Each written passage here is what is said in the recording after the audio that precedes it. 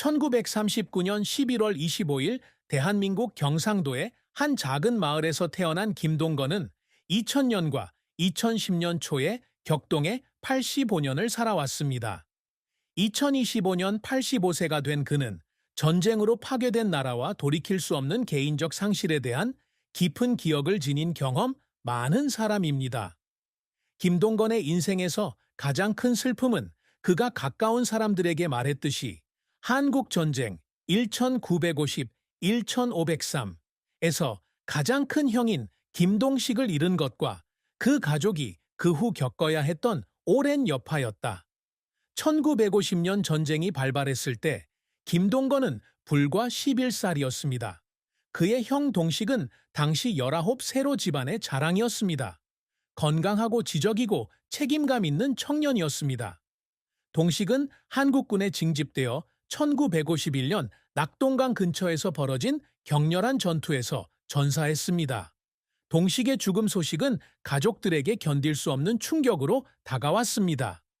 그의 어머니 박미숙 씨는 이 소식을 듣고 쓰러졌고 그의 아버지 김태호 씨는 그 뒤 여러 해 동안 침묵을 지켰다. 김동건은 어렸을 때에도 어머니가 형의 제단 앞에서 울고 계시고 아버지는 담배를 피우며 눈시울을 붉히신 채 침묵 속에 앉아 계시던 모습을 생생히 기억하고 있습니다. 그는 1980년대 가족 대화 중에 저는 형을 잃었지만 온 가족이 영혼의 일부를 잃은 것 같은 기분이었습니다. 라고 말했습니다. 그 슬픔은 개인적인 상실일 뿐만 아니라 가족의 붕괴를 목격하는 아이의 무력감이기도 합니다. 전쟁 이후 한국 경제는 붕괴되었고 김동건의 가족은 빈곤에 빠졌습니다. 그의 아버지는 농부였는데 전쟁에서 대부분의 땅을 잃었고 그의 어머니는 남은 세 자녀를 부양하기 위해 직물 공장에서 일해야 했습니다. 김동건은 어린 시절 여동생에게 먹이기 위해 산에서 산나물을 따와야 했던 배고픈 시절의 추억을 안고 자랐습니다. 그는 형의 죽음으로 인해 사랑하는 사람을 잃었을 뿐만 아니라 온 가족의 평온했던 어린 시절과 안정된 미래도 잃었다는 사실을 깨달았을 때 이러한 슬픔은 더욱 깊어졌습니다. 나는 전쟁을 결코 용서하지 않을 거야. 그는 한때 아들에게 이렇게 말했다. 우리가 가진 모든 것을 빼앗아갔어. 김동건의 인생은 가난한 소년에서 건설과 부동산 산업에서 성공한 사람으로 이어지는 길고 힘든 여정이었습니다.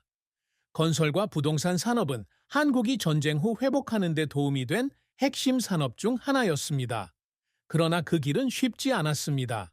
빛나는 성공도 있었지만 고통스러운 실패도 있었고 눈물을 참을 수 없었던 순간도 있었습니다. 한국전쟁 이후 김동건은 가족을 부양하기 위해 14살의 나이에 학교를 그만두어야 했습니다. 그는 부산항의 짐꾼, 서울의 노점상, 건설 현장의 자빌꾼 등 온갖 직업을 했습니다. 그는 19세 때인 1958년에 건설업을 배우기로 결심하고 벽돌을 나르고 모르타르를 섞는 일로 시작했습니다. 그는 근면함과 예리한 관찰력으로 점차적으로 기술 도면을 읽는 법과 근로자를 관리하는 법을 배웠습니다.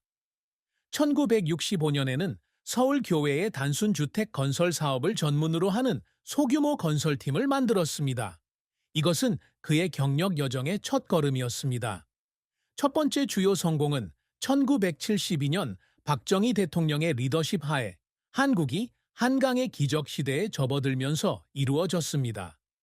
김동건의 건설사 동건건설이 서울 여의도에 아파트 단지를 짓는 대형 프로젝트를 수주했다. 이 프로젝트는 일정대로 완료되었으며 정부와 국민 모두로부터 칭찬을 받았습니다. 그 후 그의 회사는 확장되어 다리, 도로, 학교, 공장 등 일련의 인프라 프로젝트에 참여했습니다. 1980년대에는 연매 상객이 수억 건에 달하는 국내 최대의 건설사 중 한 사람이 됐다. 저는 수천 가구의 집을 지었습니다. 그는 자랑스럽게 회상했습니다. 그것은 저에게 전쟁에서 살아남을 기회를 준 삶에 보답하는 방식입니다. 하지만 김동건의 경력이 실패 없이 이루어진 것은 아니다. 1987년 경제 위기 속에서 인천에서 진행하던 대형 부동산 프로젝트는 경기 침체로 인해 비참하게 실패했다. 그는 20년 동안 저축한 돈을 거의 모두 잃었고 빚을 갚기 위해 가족의 집을 팔아야 했습니다. 그는 어느 날 아들에게 프로젝트가 파산한 그날 밤 텅 빈 사무실에 혼자 앉아 아이처럼 울었다고 말했습니다. 돈을 잃어서 울지 않았어요. 가족과 직원들의 신뢰를 저버렸다는 생각이 들어서 울었어요. 그 실패로 그는 엄청난 충격을 받았지만 포기하지 않았습니다. 그는 친구에게 돈을 빌려 작은 프로젝트부터 시작해서 점차적으로 회사를 회복했습니다. 그는 실패로부터 회복하려는 노력으로 여러 번 울었습니다. 1990년 회사가 다시 수익을 내기 시작하자 그는 고향인 경상도에 초등학교를 짓는 공사 계약을 맺었다. 취임식 때 그는 학교 운동장을 뛰어다니는 아이들을 지켜보며 모든 사람 앞에서 흐느끼며 울었습니다. 이 날을 볼 기회가 없었던 형을 기억해요. 제가 그를 위해 이 학교를 지었어요. 그는 행사 후 아내에게 말했다. 그런 인내와 강한 감정이 그를 다시 자리매김하게 했고 2005년 은퇴할 무렵에는 동건건설은 한국 건설업계의 명문 브랜드가 됐다. 김동건은 단순히 경제적으로 성공하는 것뿐만 아니라 사회와 가족에게 지속 가능한 가치를 남기고 싶어 합니다.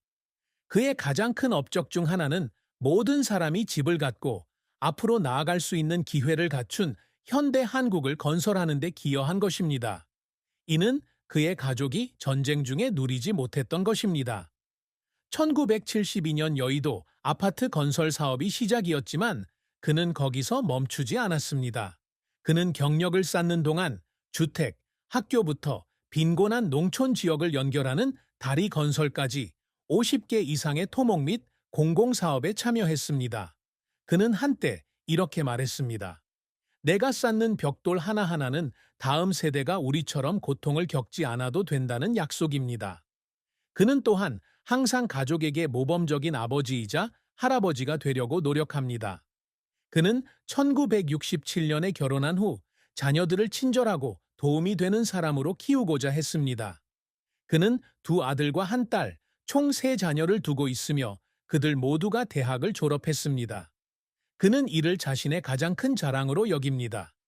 저는 정식 교육을 받지 못했지만 저는 제 아이들이 제가 갖지 못한 기회를 갖기를 바랍니다.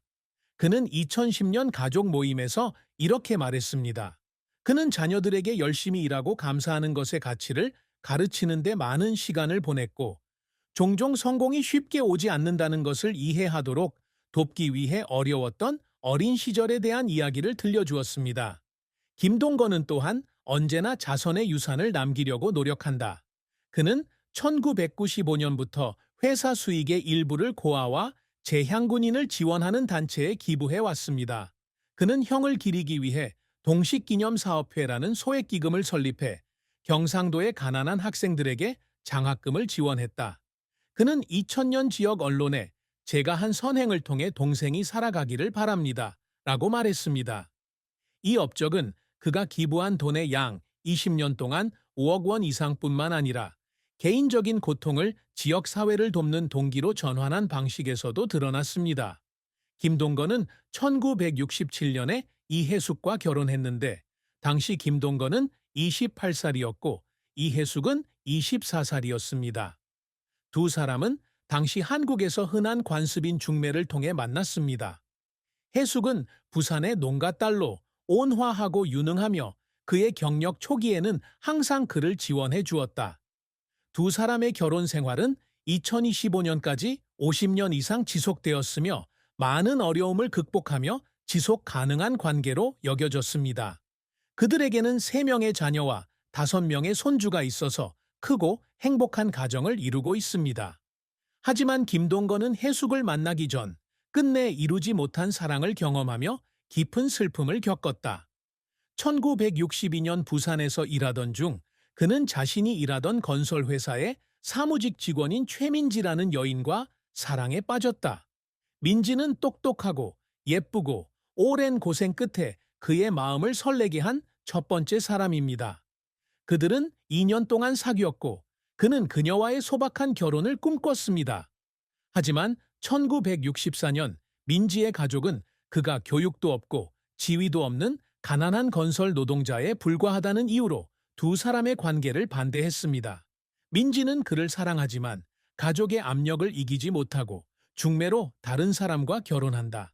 그는 딸에게 민지의 결혼 소식을 들은 날 부산 바닷가에 앉아 밤새도록 소리 없이 울었다고 말한 적이 있다. 그녀를 원망하는 건 아니지만 그녀를 붙잡아 둘 만큼 내가 능력이 없는 것 같아. 해숙과의 결혼 생활은 행복했지만 어려움도 없지 않았다. 1987년 그의 사업이 실패하고 난 뒤 그와 그의 아내는 재정적 압박으로 인해 자주 다투었다. 어느 날 해숙이 걱정 속에 사는 게 지겹다고 하자 그는 해숙 앞에서 눈물을 흘리며 가족에게 더 안정적인 삶을 제공해 주지 못해 미안하다고 사과한 적이 있다. 하지만 해숙은 항상 그의 곁에서 그가 어려움을 극복할 수 있도록 도와주었고 두 사람의 사랑은 그 폭풍 이후 더욱 강해졌습니다. 김동건의 재산에 대한 정확한 정보는 유명 연예계 인사가 아니기 때문에 공개되지 않고 있으며 스스로 결정하지 말아달라는 요청에 따라 공개되지 않았다. 그러나 한강의 기적 당시 한국의 성공적인 건설 계약자의 맥락에 근거하여 이 산업에 대한 일반적인 출처에서 추측하는 것이 합리적입니다. 2005년 은퇴할 당시 그의 회사 동건건설은 건설 계약, 장비, 서울과 경상도, 일부 소규모 부동산 등 약 100억에서 150억 원, 당시 가치로 800에서 1200만 달러의 자산을 보유하고 있었던 것으로 전해진다. 그는 1995년에 약 10억 원에 매입한 서울 강남의 2층 주택을 소유하고 있는데 2025년 시장 가격으로는 30억 원에서 40억 원, 200만 달러에서 300만 달러의 가치가 있을 수 있습니다. 그는 또한 은퇴한 후 살고 있는 경상도의 고향에 작은 농장을 소유하고 있습니다. 그의 연금 수입과 저축은 그가 85세의 나이에도 아내와 편안하게 살기에 충분합니다. 김동건의 아내이자 50년 이상의 연을 맺은 이해숙 씨는 누구보다 그가 겪었을 슬픔을 잘 이해한다. 2020년 가족 대화에서 그녀는 자녀들에게 이렇게 말했습니다. 당신의